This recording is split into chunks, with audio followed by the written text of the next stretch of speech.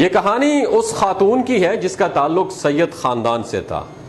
वो 1 रुपए वाली माई के नाम से क्यों मशहूर हुई? ये सैयदजादी एक डॉक्टर थी, इसके पास मालो ज़र की कोई कमी नहीं थी, इसके 4 नौकर थे, लेकिन आखिरी जिंदगी में ये क्यों पागल हुई? लोग इसको क्यों माई मजजूबा कहते थे? ये वाकैंड के लोगों से 1 रुपया क्यों मांगती थी? अगर कोई इसको 5 रुपए दे देता तो ये 4 रुपए क्यों वापस करती थी? इंतहाई पढ़ी लिखी ये खातून डॉक्टर इस नहज पर कैसे पहुंची और इस माई को 1 रुपए वाली माई के नाम से क्यों पुकारा जाता है और इसके कतबे पर भी यही लिखा हुआ है? ये जानने के लिए इस वीडियो को आखिर तक जरूर देखिएगा।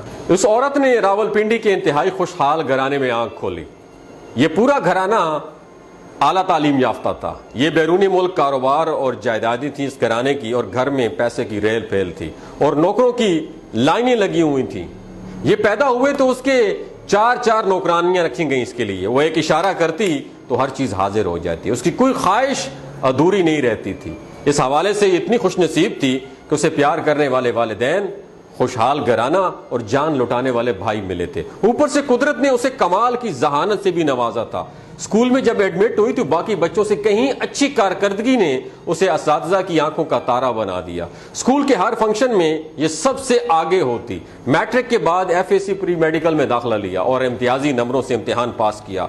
उसके लिए पाकिस्तान के हर मेडिकल कॉलेज के दरवाजे खुल गए थे। उसके भाई जर्मनी में सेटल थे, वो तालीम के बाद जर्मनी में अपना कारोबार कर रहे थे। भाइयों ने उसे MBBS के लिए अपने पास जर्मनी बुला लिया। वहां उसने भी शानदार तरीके से पढ़ाई मुकम्मल की।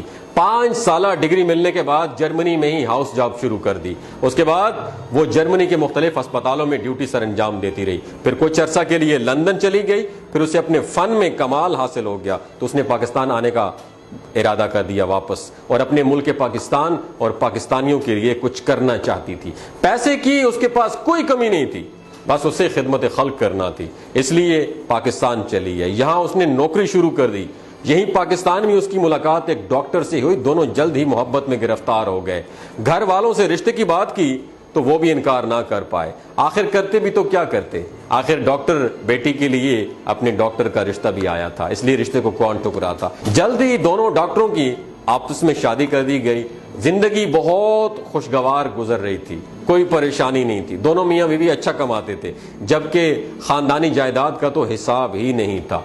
वालिदैन के बाद बहन भाइयों में जायदाद तकसीम हो गई। भाई अपनी जायदाद से हिस्सा लेकर बैरूनी मुल्क सेटल्ड हो गए, लेकिन ये पाकिस्तान में ही रही, अपनी मोहब्बत अपने शोहर के पास। कुछ ही अरसे के बाद शोहर ने मशवरा दिया कि हमें अपना जाती अस्पताल बनाना चाहिए। दोनों मियाँ बीवी डॉक्टर हैं, इसलिए ये अस्पताल खूब चलेगा। बीवी ने शोहर का मशवरा मान लिया। ये नेक नियति के साथ अस्पताल बनाना चाहती थी, लेकिन शोहर के दिल में कुछ और ही चल रहा था। उसने बीवी पर इतना प्यार जताया कि वो अपना सब कुछ उस पर निछावर करने को तैयार हो गई। डॉक्टर शोहर ने उसकी सारी जायदाद अपने नाम पे करवा ली। जायदाद मुंतकिल होते ही उसके शोहर के तेवर जो है ना वो बदलने लगे। लड़ाई झगड़े मामूल बन गए। आखिरकार दोनों में अलहदगी हो गई। लोग मोहब्बत में सब कुछ लुटाने की बात करते हैं दोस्तों, लेकिन इस खातून ने हकीकत में अपना सब कुछ अपने शोहर पर लुटा दिया था। लालची शोहर ने जायदाद पहले ही अपने नाम करवा ली थी, अब उसको अपने घर से भी बेदखल कर दिया गया था। जल्द ही शोहर ने दूसरी शादी की और अपनी नई बीवी के साथ बैरूनी मुल्क शिफ्ट हो गया। फिर बैरूनी मुल्क से उसने एक डाक के जरिए अपनी पहली बीवी को तलाक दे दी। उसके साथ ही उसने खत भी भेजा।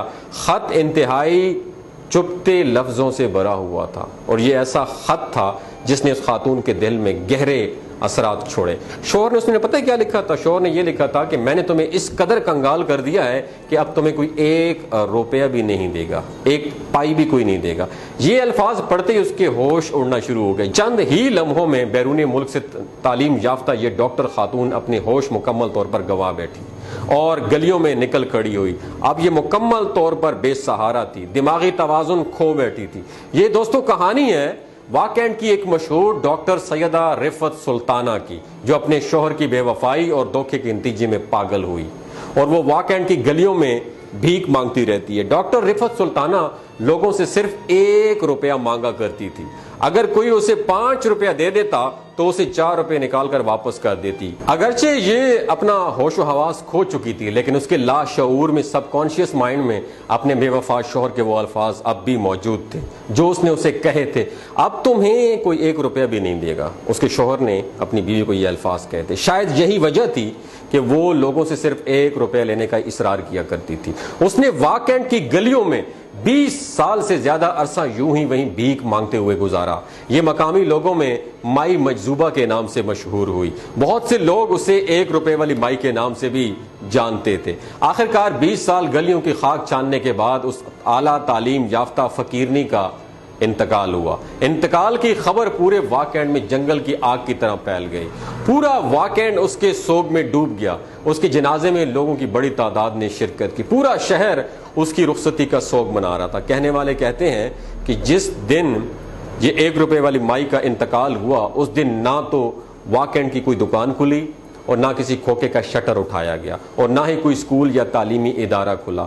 सब लोग माई मजजूबा या 1 रुपए वाली माई के जाने का गम मनाने में इतना खो चुके थे कि कारोबारी जिंदगी उन्हें याद ही न रही।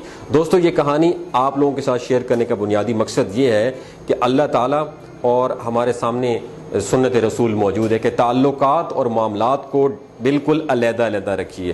ताल्लुकात एक अलहदा चीज़ है, मामलात एक अलहदा चीज़ है। मामलात में ज़रा भी कोताही नहीं होनी चाहिए। अगर आपने किसी पे यकीन कर लिया और उस यकीन की वजह से अपना सब कुछ उसे सौंप दिया और मामलात सही ना निभाए, तो यकीन माने कि वो इंसान आपकी माँ बाप, आपके बहन भाइयों और आपकी बीवी बच्चों का हक खाने में देर भी नहीं करेगा और आप इस माई 1 रुपए वाली माई की तरह सारी जिंदगी आप जो है ना धक्के खाते रहेंगे और भीख मांगते रहेंगे। आप लोगों के लिए दोस्तों एक ही मैसेज है कि कभी भी जिंदगी में ताल्लुकात और मामलात को गुड मुड मत कीजिएगा। अपना और अपने साथ जुड़े रिश्तों का ख्याल रखिएगा। अल्लाह हाफिज।